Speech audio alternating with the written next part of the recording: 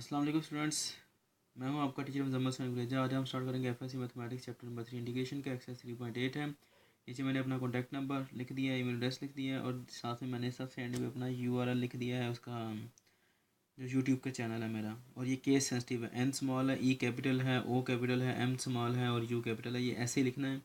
और जब ये चैनल ओपन हो जाएगा तो इसको सब्सक्राइब करें और जो छोटा सा बेल का निशान बनाता है उसके ऊपर क्लिक करें ताकि आपको नोटिफिकेशन मिलते रहें।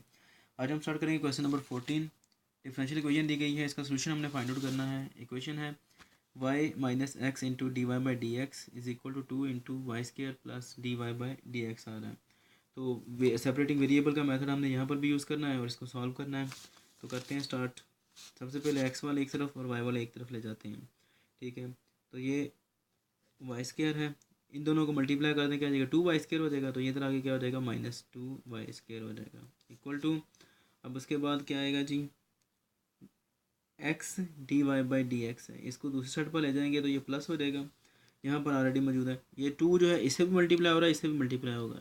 जब इससे होता है तो क्या आएगा, 2 dy बाई डी एक्स, और ये वाला जब इधर आएगा तो क्या आएगा, +x dy by D x. दोनों में कॉमन क्या चीज़ है कर लेते हैं। दोनों में क्या आ रहा है हमारे पास, y आ रहा है। अच्छा, यहाँ पर एक मिस्टेक मुझसे हुई है, मैंने यहाँ पर y था तो उसको y क्या लिख दिया, ये सिर्फ y है ना। ठीक है, इन दोनों में से अब y जो है वो कॉमन हो जाता है, y कॉमन कर लें, पीछे का बचता है 1 - 2y। इन दोनों में D Y by D X common हो जाता है तो वो हम कॉमन कर लेते हैं, पीछे का बचेगा 2 प्लस ये वाला x। इसमें से और इसमें से दोनों में से कॉमन हो गया d Y by D x. ठीक है जी, अब वेरिएबल को सेपरेट कर लें, ये डिवाइड हो रहा है तो इसलिए इसको उधर ले जाते हैं और इसको इधर ले आते हैं। ठीक है, तो करते हैं स्टार्ट। ये इधर जाएगा, क्या आएगा, y1 - 2y आ गया। ठीक है, एक into d x equal to 2 plus x into d y बचा। अभी जो हमारे पास वेरिएबल हैं सेपरेट नहीं हुए हैं क्योंकि y के साथ x आ रहा है अभी। ठीक है, y के साथ x और x से y आ रहा है, तो इसको इधर ले आए, क्या आएगा, ये इधर आकर डिवाइड हो जाएगा, क्या आएगा, dx/2 + x आ जाएगा। ये इधर जाकर डिवाइड हो जाएगा, क्या आएगा, dy/y इंटू 1 - 2y आ जाएगा। ठीक है जी, अब उसके बाद चूँकि डिफरेंशियल आ रहे हैं ये dx और dy, तो इसलिए इसको इंटीग्रेट करना पड़ेगा। इंटीग्रेट कर देते हैं, 1/2 + x into d x equal to integral 1/y into 1 - 2y into d y. अब यहाँ पर देखें कि ये टर्म जो है मल्टीप्लिकेशन आ रही है, इसके अंदर y मल्टीप्लाई हो रहा है 1 - 2y के साथ। तो इसको सॉल्व करने का एक ही तरीका है, वो फ्रैक और वो मेथड है पार्शियल फ्रैक्शन का। तो करते हैं इसको, 1/y इंटू 1 - 2y। तो करते हैं पार्शियल फ्रैक्शन अप्लाई करेंगे तो क्या आएगा, a/y ये वाला प्लस b/1 - 2y। ठीक है जी, एलसीएम ले लें, क्या आएगा, y इंटू 1 - 2y आ गया, cancel out, a into 1 - 2y बचा प्लस b। इसीलिए तेज़ी से कर रहा हूँ क्योंकि ये चीज़ आप लोगों ने पहले पढ़ी हुई है सारी की सारी फर्स्ट ईयर के अंदर।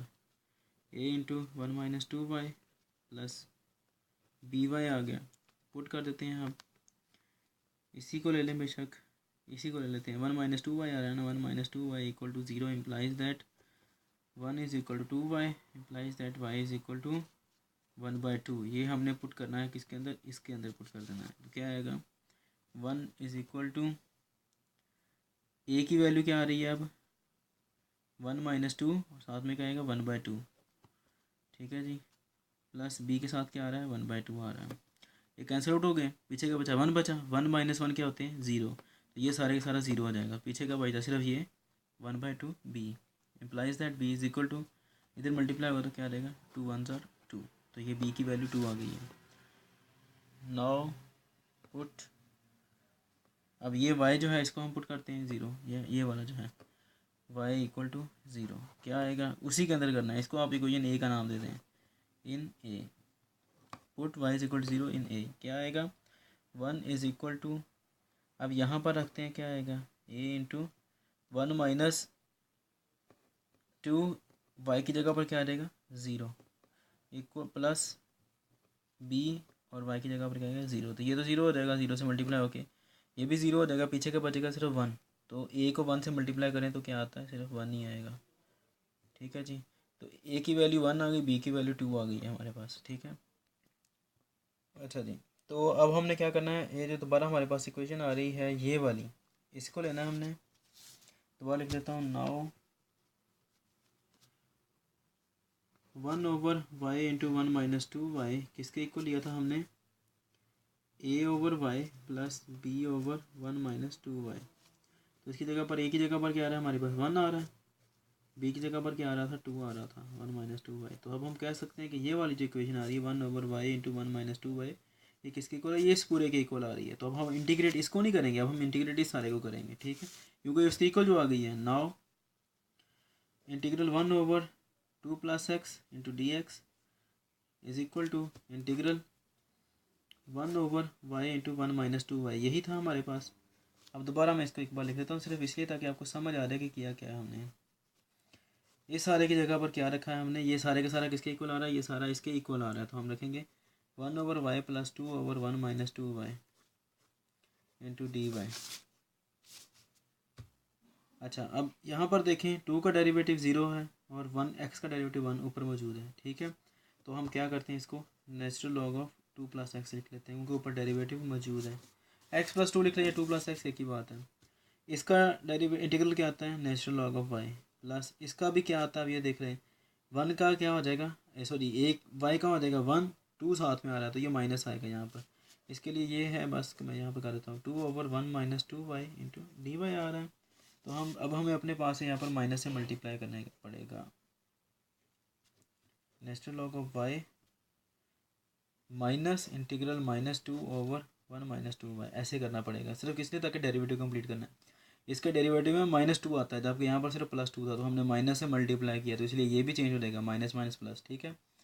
Natural log of 2 plus x is equal to natural log of y minus, अब ये natural log of 1 minus 2y और plus natural log of c आ जाएगा, ठीक है जी। अगेन वही तरीका का जैसे हमने पहले किया है, इनको इकट्ठा कर लें तो ये क्या आएगा, इन दोनों को करेंगे सॉल्व तो क्या आएगा, natural log of y/1 minus 2y आ जाएगा, माइनस की वजह से डिवाइड हो जाएगा, plus natural log of c है। अच्छा, एक बात मैं आपको बता दूं वो ये कि यहाँ तक का अगर आपको क्वेश्चन ठीक है ना, तो जो समझदार टीचर है वो कभी भी आपका गलत नहीं करेगा, क्योंकि पूरी डिफरेंशियल इक्वेशन के अंदर बेशक आप यहाँ पर पढ़ लें या आगे BSc में MSc में जाके पढ़ लें, इन सब के अंदर ये प्रॉब्लम होता है कि यहाँ के बाद आगे सोल्यूशन थोड़ा सा चेंज हो जाता है हर क्वेश्चन का, ठीक है।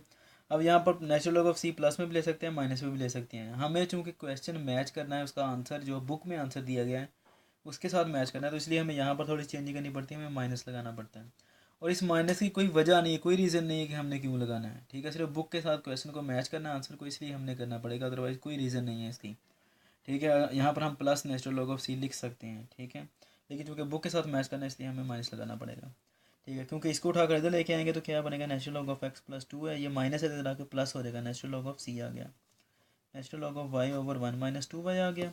ये दोनों चूँकि प्लस आ रहे हैं तो इकट्ठा होकर क्या आ जाएगा c ये वाला और x प्लस 2 आ जाएगा, natural log of y/1 minus 2y। इसका एक्सपेरेंट ले लें, natural log of c x plus 2 equal to e natural log of y/1 minus 2y। छोटा ले रहा हूँ क्योंकि क्वेश्चन का आंसर आ रहा है और स्पेस नहीं है मेरे पास।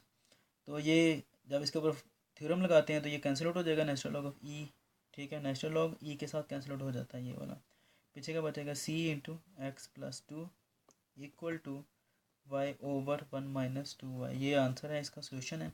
अब अगर मैं यहाँ पर माइनस ना करता, ठीक है, प्लस रहने देता, तो यहाँ पर ये यहाँ पर मल्टीप्लाई होना था फिर, ठीक है, यहाँ पर मल्टीप्लाई होना था, ठीक है। तो उसकी वजह से फिर ये आंसर मैच नहीं करना था, अदरवाइज़ और कोई वजह नहीं है। कोई भी जो समझदार टीचर है जिसने वाकई समझ के मैथ किया है, पढ़ा है, यहाँ तक अगर आपका आंसर ठीक आता है, आपने इंटीग्रेशन ठीक की है, सारा प्रोसेस ठीक किया है, तो वो आपका ठीक करेगा हर सूरत में, क्योंकि आगे 2-3 लाइनें इतनी इंपॉर्टेंट नहीं होती हैं, ठीक है।